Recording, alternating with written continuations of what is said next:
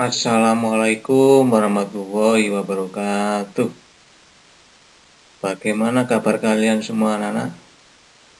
Mudah-mudahan kalian semua dalam keadaan sehat walafiat sehingga bisa mengikuti mata pelajaran ilmu pengetahuan alam dengan baik.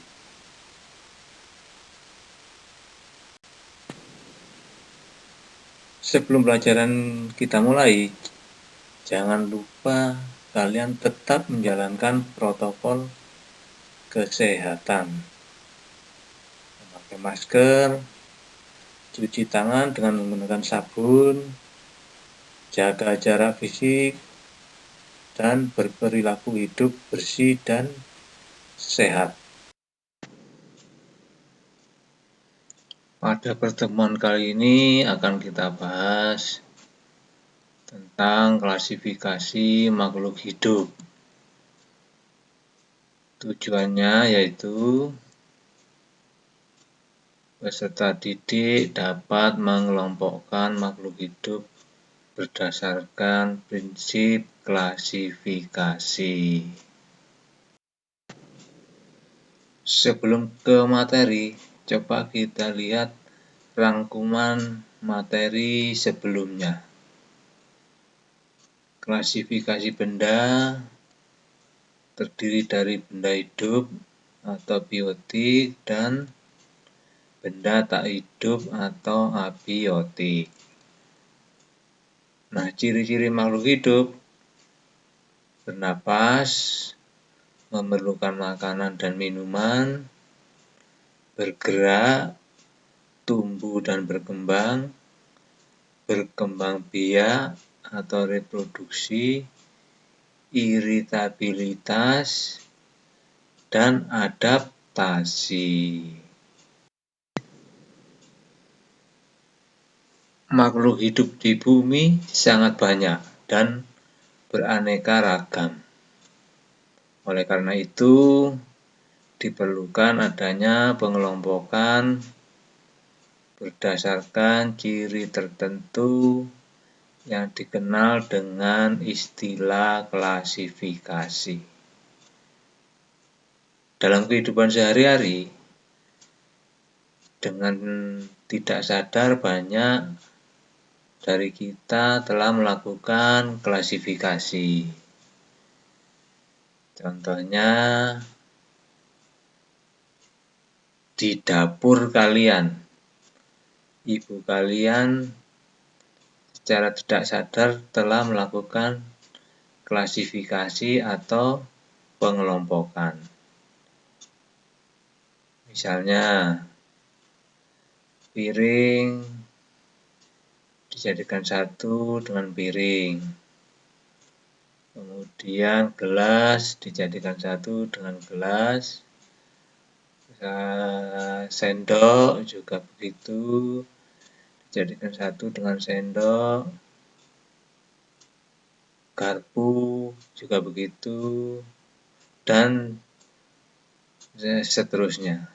Nah, ini yang dinamakan pengelompokan atau klasifikasi. Tujuannya untuk apa? Tujuannya untuk jika suatu saat kita memerlukan sesuatu, bisa menemukannya. Itu. Nah, sistem klasifikasi mengenalkan adanya tingkatan kelompok makhluk hidup mulai dari kelompok besar, kelompok kecil, hingga tingkat individu. Tingkatan ini disebut sebagai takson.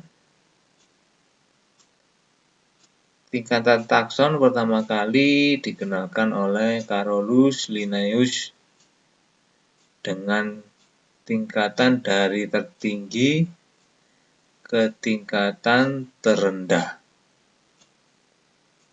Tingkatan tersebut adalah sebagai berikut. Kita mulai dari tingkat yang tertinggi, yaitu kingdom, kerajaan atau dunia. atau regnum, ini kingdom. Kemudian ke tingkat yang lebih rendah ada divisi atau divisio untuk tumbuhan dan pilum untuk hewan. Terus ke tingkat yang lebih rendah lagi ada klasis atau kelas. Berikutnya turun lagi kelas menjadi ordo. Ordo turun lagi ke familia. Familia turun lagi ke takson lebih rendah yaitu genus. Genus turun pada tingkatan yang paling rendah yaitu spesies. Kingdom, divisi atau filum, kelas, ordo, famili, genus, dan spesies atau jenis. Semakin tinggi tingkatan takson, maka persamaan ciri yang dimiliki semakin sedikit. Begitu pula jumlah anggotanya. Semakin rendah tingkatannya, maka jumlah anggotanya semakin mengerucut. Berdasarkan sistem klasifikasi yang dikenalkan oleh Whittaker, makhluk hidup dibagi menjadi 5 kingdom, yaitu sebagai berikut. Yang pertama, kingdom Monera, yaitu kelompok makhluk hidup uniseluler, prokariotik, dan mikroskopik. Apa uniseluler itu? Uniseluler yaitu bersel tunggal atau bersel satu. Kemudian apa prokariotik? Prokariotik adalah makhluk hidup yang tidak memiliki membran inti sel. Makhluk hidup yang tidak memiliki membran inti sel. Dan mikroskopik apa? Makhluk hidup yang sangat kecil ya. Kita tidak bisa melihatnya dengan mata biasa. Harus menggunakan alat bantu yang namanya mikroskop. Karena dengan mikroskop objek bisa dilihat sampai ribuan kali. Contoh kingdom Monera yaitu bakteri dan ganggang biru.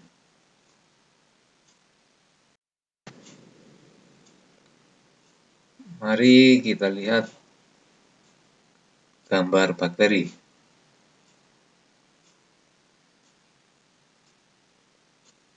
Pada gambar H, terlihat bakteri dilihat dengan menggunakan mikroskop cahaya, yaitu Mycobacterium tuberculosis. Sedangkan yang B dilihat dengan mikroskop elektron. Mikroskop elektron bisa melihat lebih jelas objek yang dilihat atau objek yang diperbesar. Karena apa? Mikroskop elektron mempunyai perbesaran sekitar 100.000 kali dibandingkan mikroskop cahaya yang bisa memperbesar sampai 1000 kali. Sehingga objek yang dilihat oleh mikroskop elektron tampak lebih jelas dibandingkan objek yang dilihat dengan mikroskop cahaya. Mari kita lihat gambar dari ganggang biru, anggota dari Monera. Kita lihat ada Chrococcus, ada Gloeocapsa, ada Oscillatoria, ada Tolipotik, ada Merismopedia, ada Gloeotrichia. Lanjut ke kingdom Protista.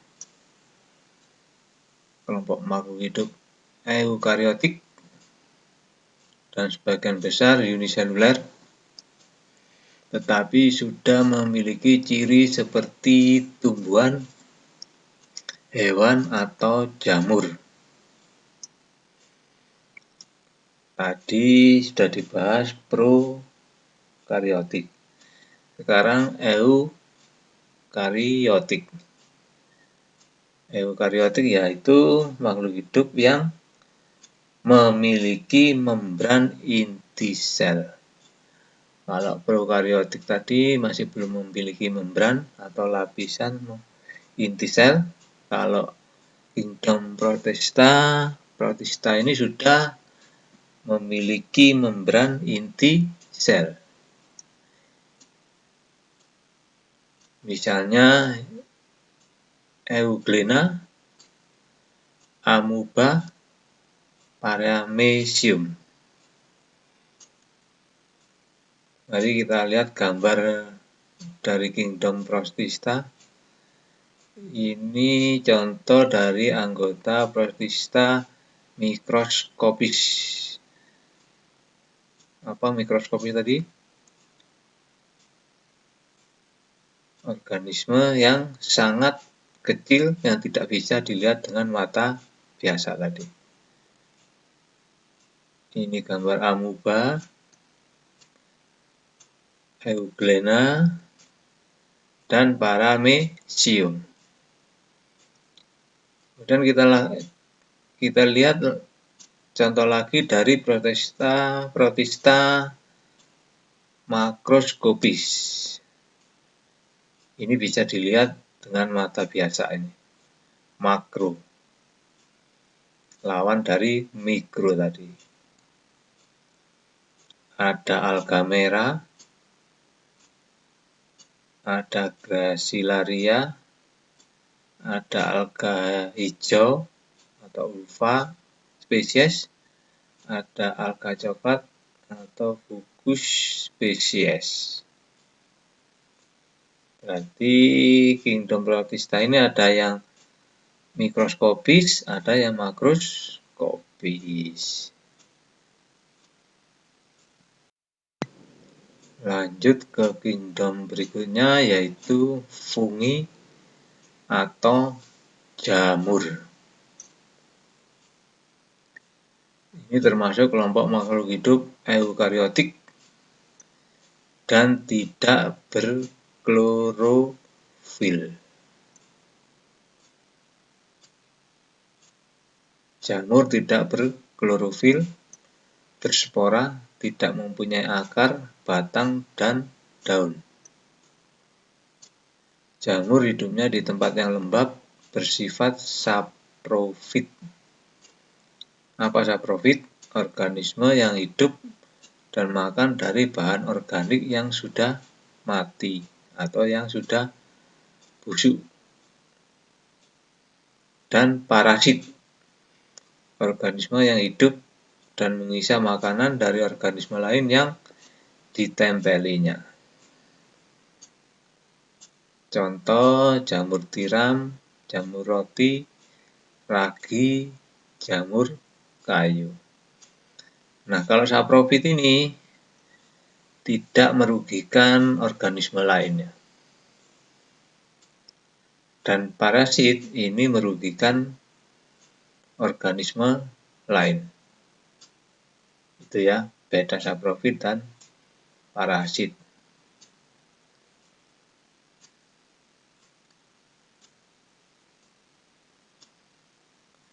Nah, pernahkah kalian melihat roti yang telah lama? Kemudian bagian roti itu terdapat sesuatu seperti serabut atau serat-serat berwarna putih kehitaman.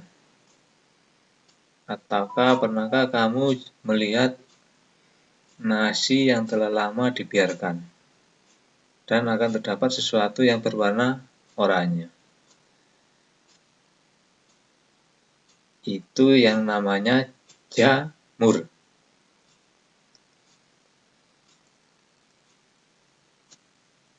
Nah, ini coba kita lihat gambarnya. Ini pada roti, jamur pada roti yang sudah lama, dan ini jamur pada nasi yang berwarna oranye tadi.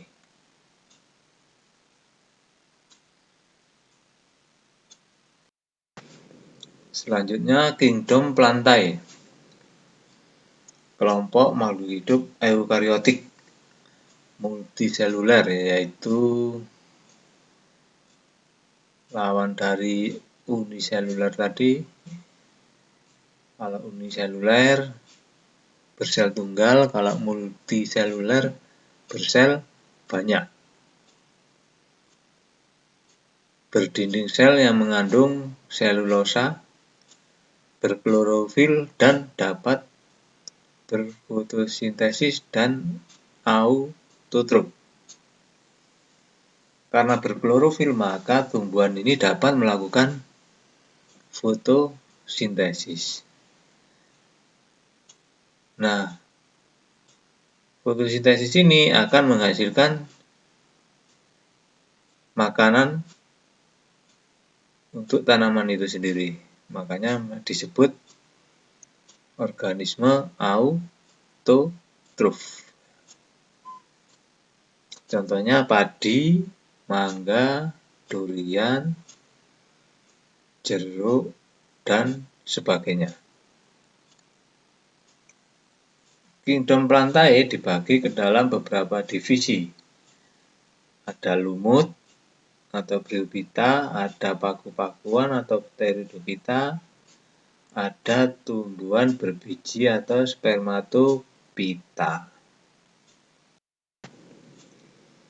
Inilah gambar atau bagan dari kerajaan tumbuhan atau kingdom plantae. Dibagi menjadi bryophyta atau lumut, pteridophyta atau paku-pakuan, spermatophyta atau tumbuhan berbiji. Tumbuhan lumut ada lumut hati, ada lumut daun, dan lumut tanduk. Di bawah itu ada gambar contoh lumut daun.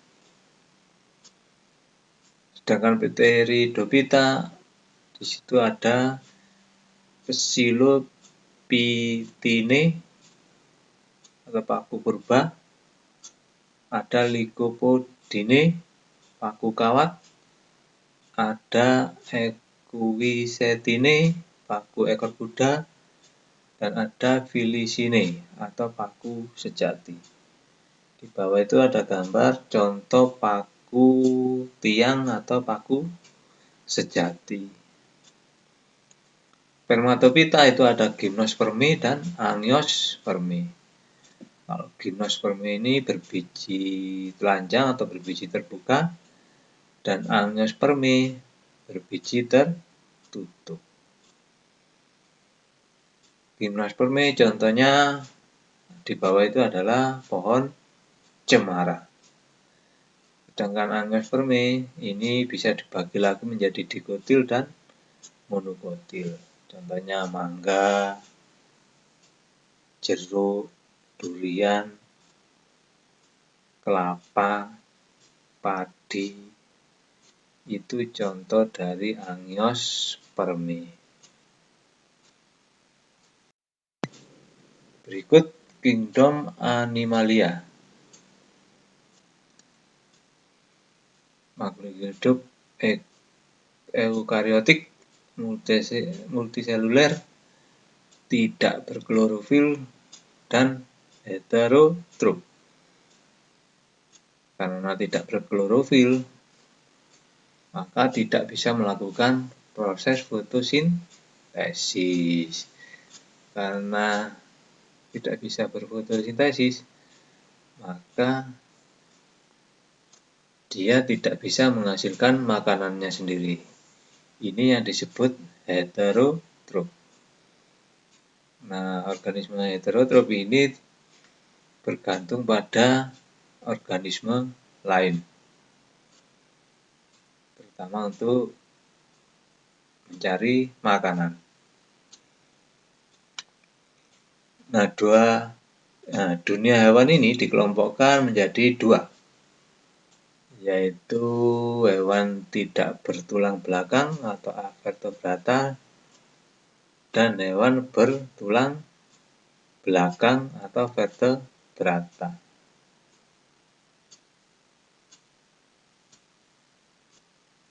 Kita lanjut. Yang A, hewan tidak bertulang belakang atau avertebrata.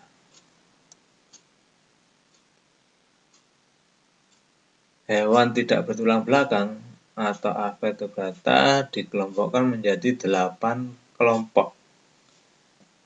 Ada hewan berpori atau porifera, ada hewan berongga atau sulenterata, ada cacing pipih platyhelminthes, cacing gilik nematelminthes, cacing berbuku-buku Annelida, hewan lunak moluska, hewan dengan kaki berruas-ruas arthropoda, dan hewan berkulit duri atau echinodermata.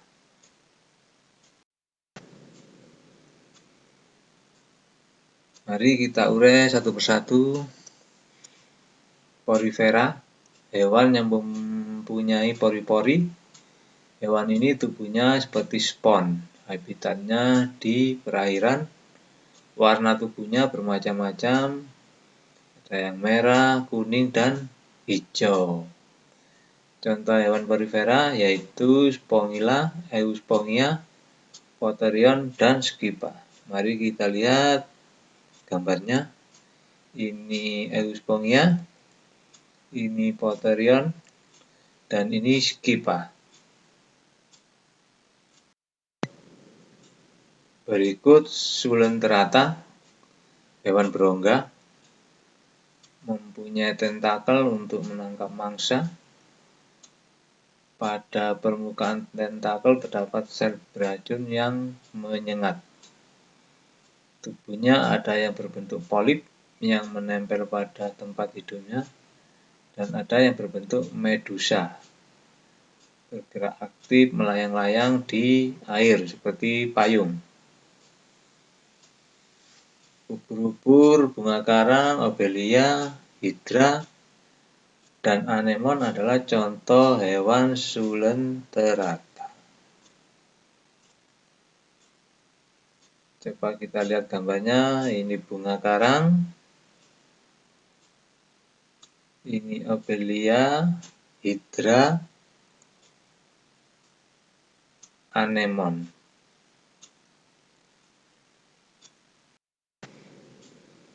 Berikut cacing atau vermes, hewan bertubuh lunak, tidak bercangkang, dan tubuhnya simetris bilateral. Berdasarkan bentuk tubuhnya ada 3 kelompok, yaitu cacing pipih platyhelminthes, contohnya cacing hati dan cacing pita. Cacing gilik nematelminthes, tubuhnya bulat dan tidak bersegmen, contohnya cacing perut, cacing kremi, dan cacing tambang. Cacing gelang atau Annelida, tubuhnya berruas-ruas seperti cincin, contohnya cacing tanah, lintah, dan pacet. Kita coba gambarnya, kita lihat. Ada cacing hati, ini cacing perut, cacing kremi, cacing tambang, lintah, dan pacet. Berikut moluska, hewan bertubuh lunak, banyak lendirnya, dan terbungkus oleh mantel. Ada yang memiliki cangkang yang berfungsi untuk melindungi tubuh. Habitatnya di darat dan air. Contoh hewan moluska adalah cumi-cumi, gurita, siput, kerang, tiram, dan remis. Ini gambar gurita, kerang darah, siput, dan siput laut. Berikut arthropoda. Hewan berbuku-buku. Tubuhnya dibedakan atas kepala, dada, dan perut. Tubuhnya terbungkus zat kitin yang keras, memiliki alat indera yang peka terhadap sentuhan dan bau-bauan.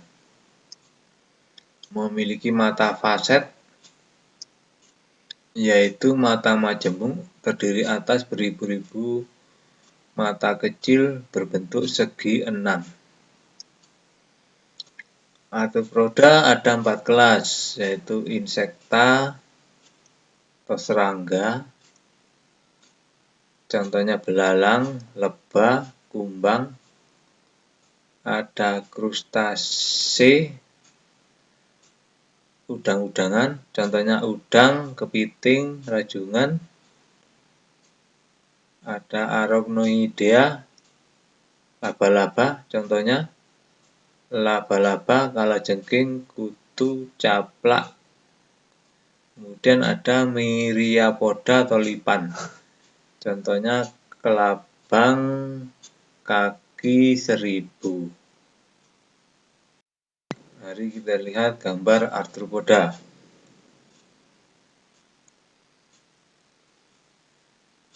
Yang A belalang, yang B kumbang, C kepiting, D laba-laba, E kalajengking, F kutu, G caplak, H kelabang, dan I kaki 1000. Berikut echinodermata. Adalah hewan yang tubuhnya diselimuti duri. Ada lempengan zat kapur atau zat kitin yang keras. Tubuhnya simetris radial dengan 5 lengan. Pada tubuhnya terdapat sistem ambulakral untuk alat gerak, bernapas, dan menangkap mangsa. Ada 5 kelas. Asteroidea, contohnya bintang laut. Echinoidea, contohnya landak laut, bulu babi. Ophiuroidea, contoh bintang ular. Crinoidea, contohnya lilia laut. Holoturoidea, contohnya teripang. Ini ada gambar bulu babi, lilia laut, bintang laut, bintang ular, dan teripang. Berikutnya B, hewan bertulang belakang atau vertebrata. Ini ada 5 kelompok, yaitu Pisces, Amphibia, Reptilia, Aves, dan Mamalia. Berikut contohnya. Ikan emas, ini termasuk Pisces. Katak, termasuk Amphibia.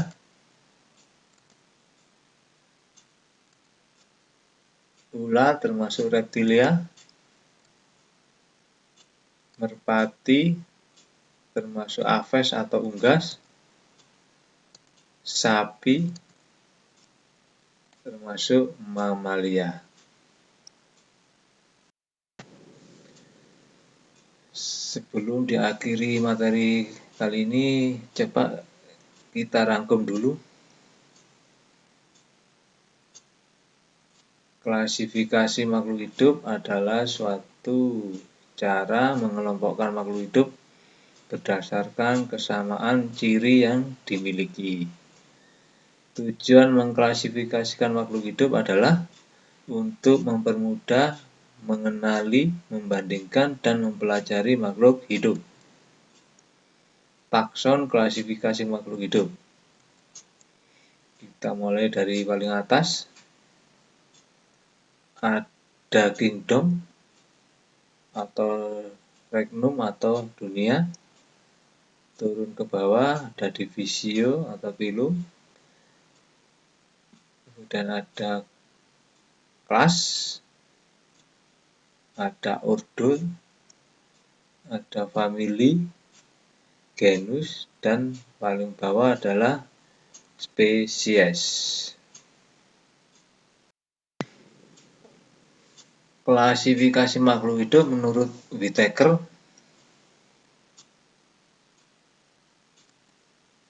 yang pertama Monera, yang kedua Protista, yang ketiga fungi, keempat plantae atau tumbuhan, kelima animalia atau hewan. Tolong dipelajari lagi anak-anak materi tadi. Dan materi berikutnya yaitu klasifikasi materi. Tetap semangat, belajar dan berdoa, pasti kalian sukses. Sekian, wassalamualaikum warahmatullahi wabarakatuh.